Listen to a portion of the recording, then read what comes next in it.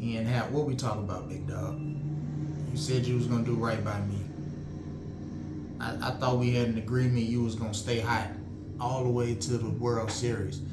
It seemed like the weather changed around here. You changed and you cooled off. What happened, big bro? I thought we was all the way good. It ain't just you though. We ain't gonna go there. But yeah, the Cubs. For those of y'all that don't know, you should know by now. The Cubs did not survive the Milwaukee Brewers, and Milwaukee wins their first playoff series since 2018. It had to be against the Cubs. Y'all had to give them that, didn't you? And in Milwaukee fashion, they trolled the Cubs. Instead of flying the W, they flew the L. Yep. Pope making fun of the Cubs. All kind of disrespect. And it's kind of deserved, I ain't gonna lie. Chicago Cubs, you had a good season. I understand. A lot of injuries. A lot of pitching injuries. A lot. Still, your starter was out. All your starters been out at some point, but still has been done since the beginning of the year. And Kyle Tucker, who was your big acquisition through trade, was out was hurt a lot of the year, and he never looked like he regained his form after the injury. Imnaga, same thing with him. Just a lot of players that never look the same after injury, or they just, Tal Young is the example, but everybody else looks shaky. And you can't survive with that many injuries to your pitching staff because it's never a set rotation. And to be honest, Cubs have a really big decision to make in Kyle Tucker. That's your first biggest decision. Are you gonna pay Buddy or nah? You need to decide. I'm pretty sure they already know. Jed Hoyer gave a weird, they always usually weird, end of the season post interview about payroll. We understand payroll, but I wish you just keep it a buck, you and Ricketts, and just say y'all don't want to spend money. Cubs, y'all have revenue. You know they tally this stuff up. And you, along with another team that I like, Boston, y'all make top 10 in revenue, but you spend way outside of the top 10. So you're getting money and you can put it back into the team, but you don't. And for those of you who live in the Chicago area or have been in Chicago, there's a thing called Wrigleyville.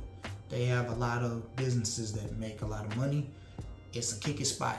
And they do have the marquee sports network. So it is money coming from somewhere. I'm not counting your money. That's what you got. But it is money to put back into the team. And it doesn't seem like that's happening. The last few years, Cubs have went garbage picking for pitching and for hitting. And Cubs, with doing that, they have two of the biggest problems that you don't want in baseball. In baseball, you have to hit a 100-mile fastball, and you have to be able to throw a 100-mile fastball. The Cubs don't have the pitching that does that, and they don't have the hitters that can do that. So when you play a team like Milwaukee or San Diego, which they got by, but when you play these teams that throw 100 miles an hour and your hitters can't hit it, you're going to see bad offensive play. Same with pitching.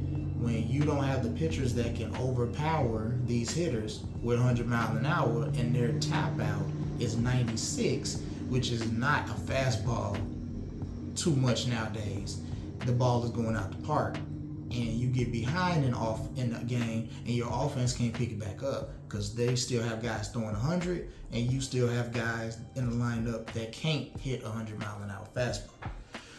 That was long-winded, but my point is that you need guys that can throw 100 mile, not just one. Can't put it on Palencia.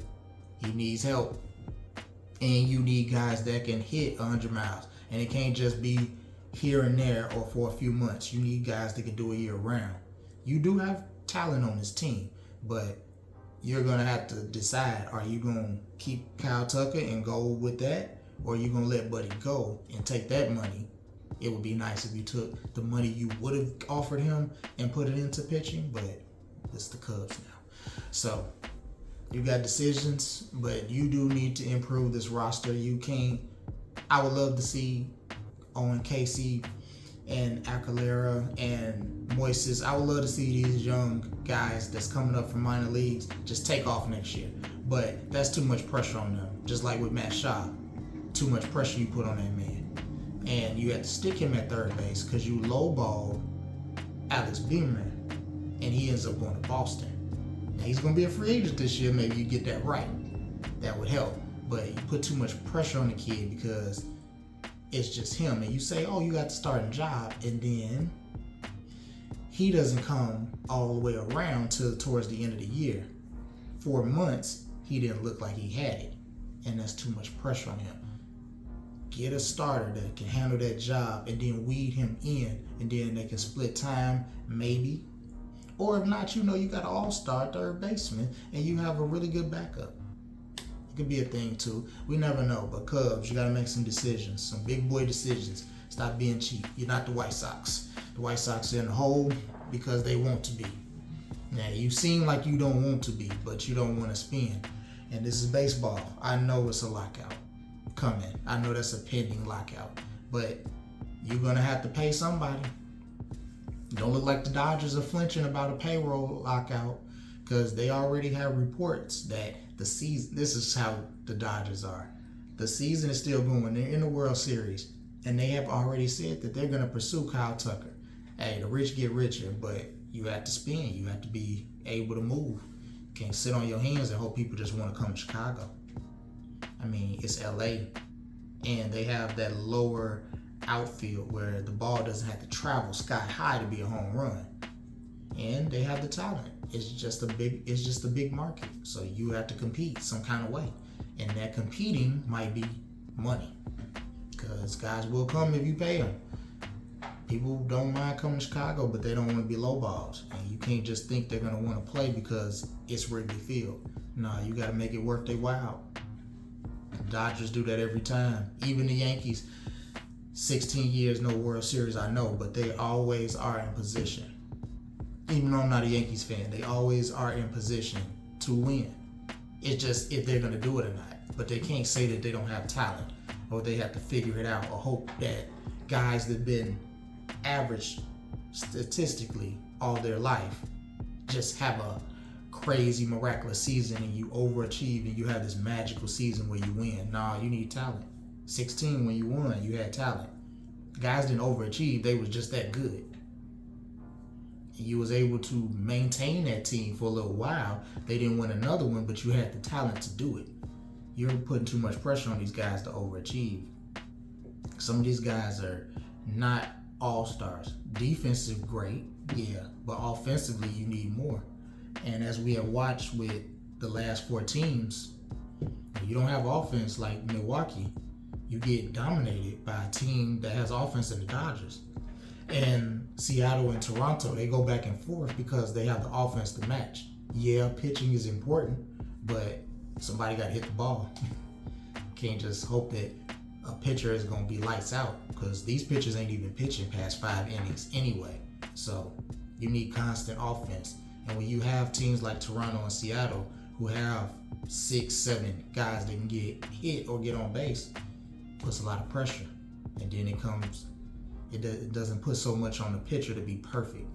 Like Imnaga and Boyd and Taillon, is too much pressure on those guys to be perfect. And they're not even world-class aces. Boyd played out his mind, but he hasn't pitched that much in 3 years. Are you going to run that back on him next year? Imnaga, is you going to hope that he's going to get over them home runs? He gives up a lot of home runs as good as he pitches. Are you going to believe that Steele is going to come back strong because he has a tear, ACL tear? So we're looking at maybe June, July. You still got to figure it out. A lot of questions. Could be a few to be answered, but we'll see. Hopefully the Cubs get it right.